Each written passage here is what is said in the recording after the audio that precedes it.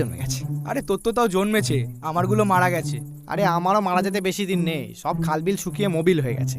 কেন, বর্ষায় তো বেশ ভালোই জল আন্ডারগ্রাউন্ড করলি, কিছু ছাড়। হ্যাঁ, তো তুইও তো কত খনিজ সোনাদানা আন্ডারগ্রাউন্ড করে রেখেছিস, আমি কিছু বলেছি? আরে তো বল না, কত খনিতে কত পানি দিবি? হবে না ভাই, আমার মাটি উর্বর রাখতে ওইটুকু জল লাগবে। ঠিক আছে, তোর এই বর্বরতার কথা মনে থাকবে। আরে বিশ্বাস কর মালভূমি, যেটুকু খাবার জল আছে সেটা আমারই চলবে না, এক্সট্রা ধোবার জল থাকলে তোকে নিশ্চয়ই দিতাম। মানে সেবার 5 কেজি সোনার বদলে যে 5 লিটার মিনারেল ওয়াটার দিলি, ওটা ধোবার জল ছিল? দুর্বোকা, ধোবার জল হতে যাবে কেন, ডোবার জল ছিল।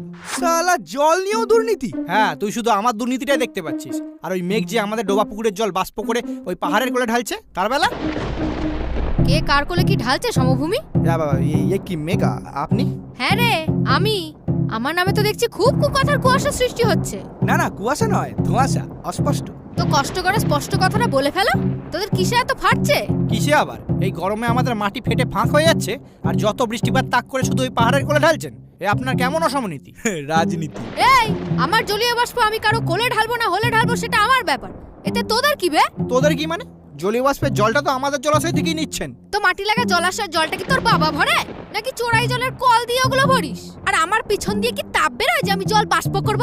তাপ নিয়ে কোনো চাপ থাকলে সূর্যদার সাথে কন্ট্যাক্ট কর। ও বাবা, তাহলে তো হয়ে গেল।